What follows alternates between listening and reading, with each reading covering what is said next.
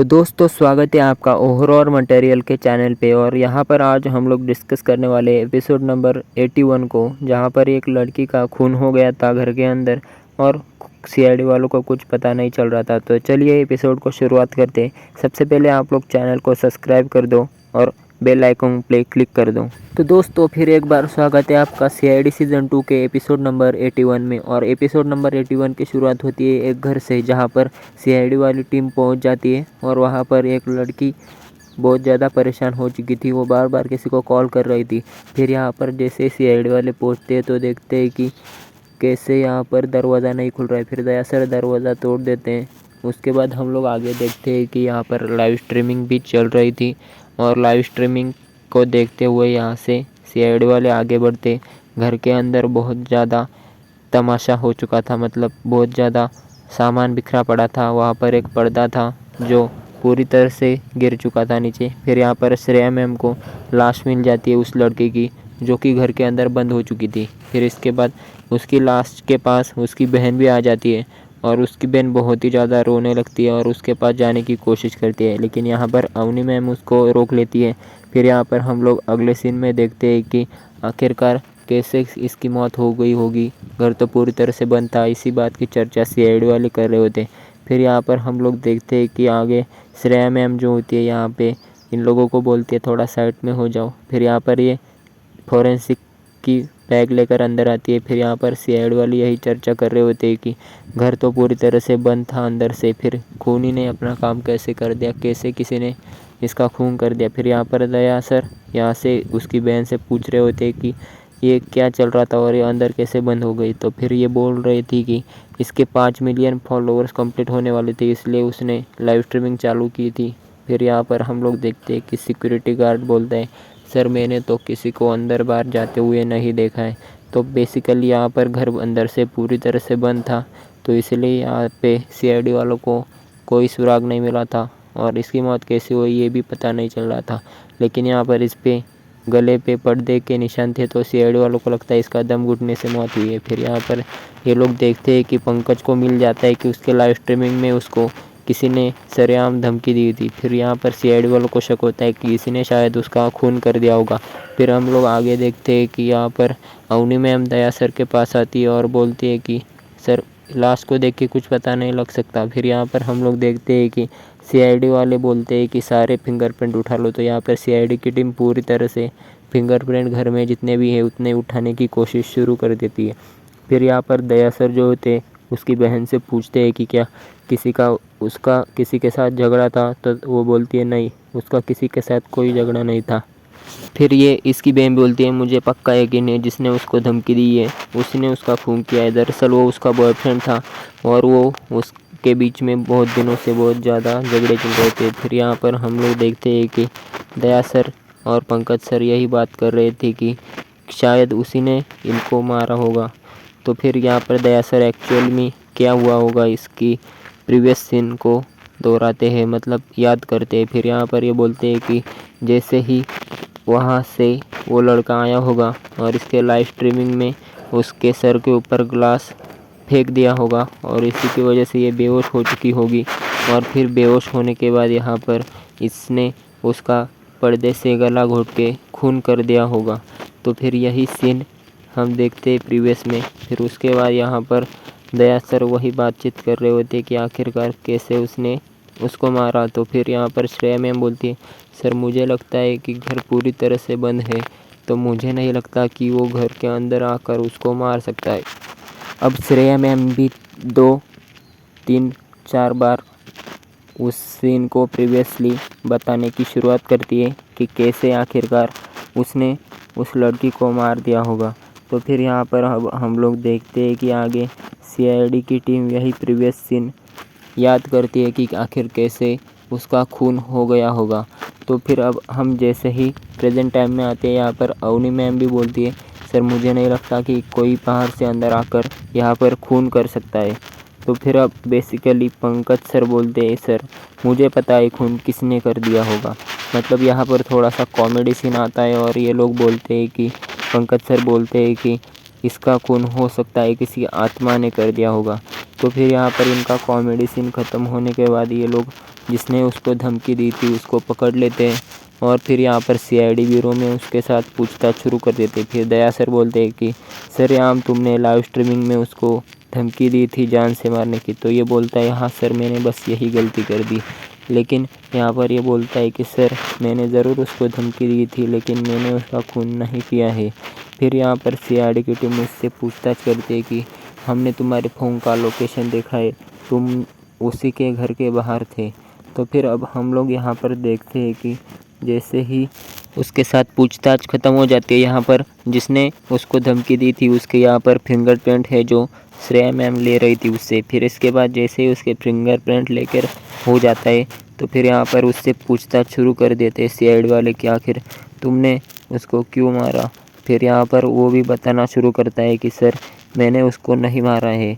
फिर यहाँ पर थोड़ी सी पूछताछ के बाद हम लोगों को ये पता चलता है कि यह लड़का जो होता है वो बोलता है मैंने खून नहीं किया है। तो फिर यहाँ पर अब हम अगले सीन में शिफ्ट होने के बाद देखते हैं कि पंकज सर बहुत ही ज़्यादा खुश हो रहे हैं और यहाँ पर सीआईडी ब्यूरो में बहुत ज़्यादा डांस कर रहे हैं। फिर यहाँ पर सीआईडी वाले उनसे पूछते हैं कि आखिरकार बात क्या है पंकज।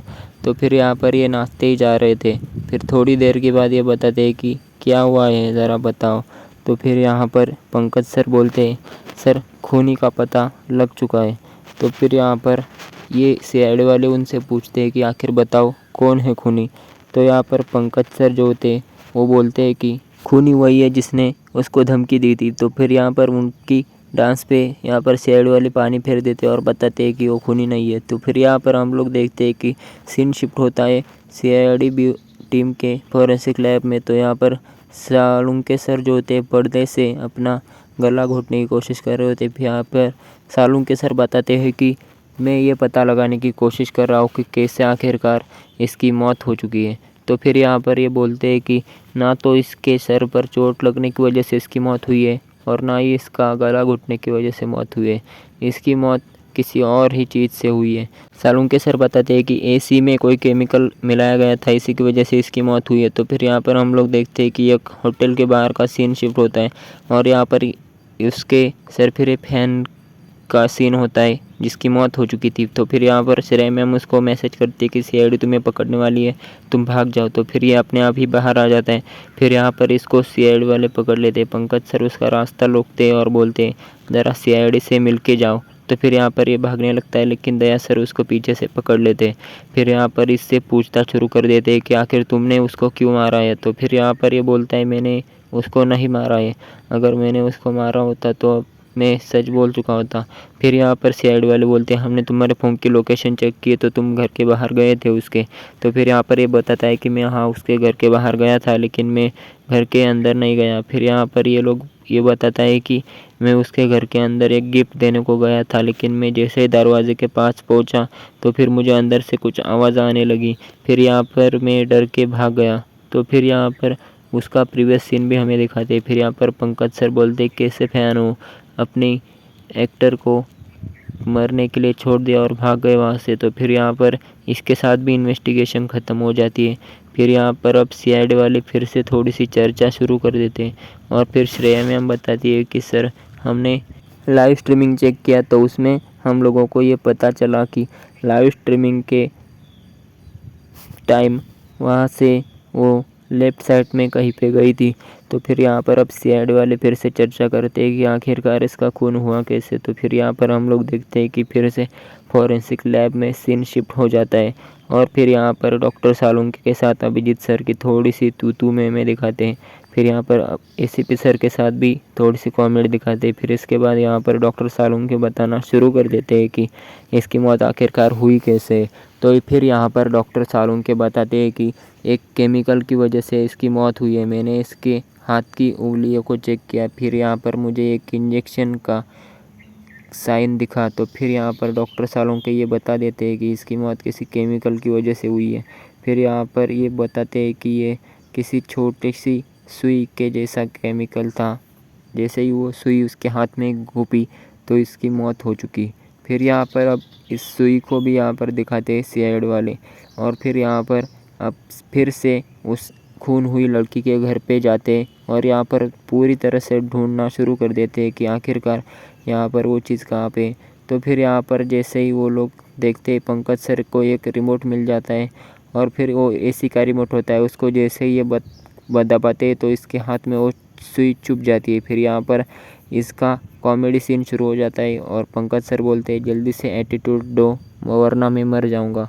फिर यहाँ पर श्रेया मैम उसकी टांग खींचती है और बोलती है मैंने एटीट्यूड नहीं लाया। तो फिर इसके बाद थोड़ी देर के बाद उसे एटीट्यूड दे देते हैं। फिर यहाँ पर फिर से दया सर उस प्रीवियस सीन को याद करते हैं और देखते हैं कि कैसे आखिरकार उसका खून हो चुका होगा।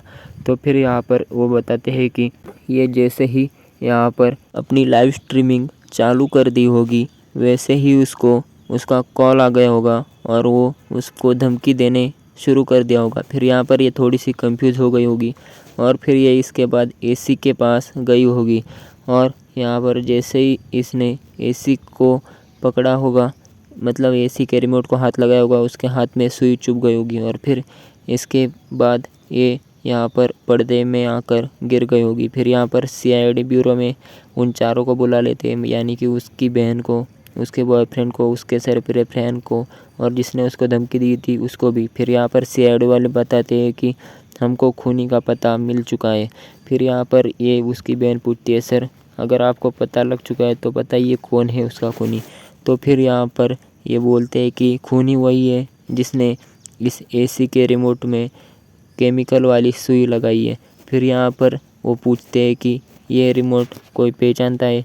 तो फिर यहाँ पर उसकी फ्रेंड बताती है ये एसी तो अभी अभी फिट किया था और उसी के कहने पे फिट किया था क्योंकि उसके घर का एसी ख़राब हो गया था। तो फिर यहाँ पर ये एसी वाली कंपनी में जाते हैं और वहाँ से पूछताछ करते हैं कि वो एसी फिट करने के लिए किसको भेजा था। तो फिर यहाँ पर एसी कंपनी यहाँ से जिसने भी वो एसी फिट किया था उसका एड्रेस दे देती है। फिर यहाँ पर अब हम लोग देखते हैं कि सीआईडी की टीम यहाँ पर एक आदमी के पास पहुँच जाती है और बताना शुरू कर देती है कि आखिर ये एसी तुमने फिट किया था तो फिर इसमें कैसे गड़बड़ हो गई। तो फिर यहाँ पर ये बताता है कि उसकी बीवी बहुत ज़्यादा बीमार है और उसके इलाज के लिए पैसे नहीं थे, इसीलिए उसने ये सब किया। तो फिर यहाँ पर ये बोलता है कि मुझे नहीं पता था कि आखिर वो रिमोट चेंज करने की वजह से किसी का खून हो जाएगा। तो फिर ये बताते हैं कि कौन था वो जिसने तुम्हें पैसे दिए थे। तो फिर यहाँ पर ये पहचान लेता है, दरअसल उसकी बहन ही होती है जिसने उसको एसी को रिमोट को चेंज करने के लिए पैसे दिए थे, पूरे 2 लाख रुपए। फिर यहाँ पर उसकी बहन को यहाँ पर सीआईडी वाले पकड़ लेते हैं और पूछना शुरू कर देते हैं कि आखिरकार तुमने अपनी ही बहन का खून क्यों किया। तो फिर ये बताती है कभी कभी बहुत सारी मजबूरियाँ होती है जिसकी वजह से हमें ये कदम उठाना पड़ता है।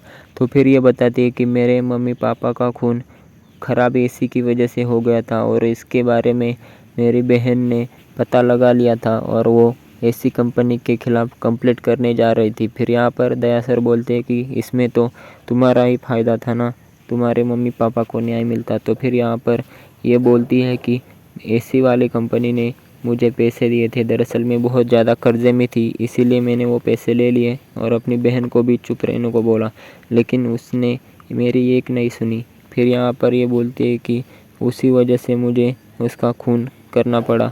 फिर यहाँ पर सीआईडी वाले यहाँ पर एसी कंपनी में पहुँच जाते हैं और एसी कंपनी के मालिक को भी यहाँ से उठा लेती है।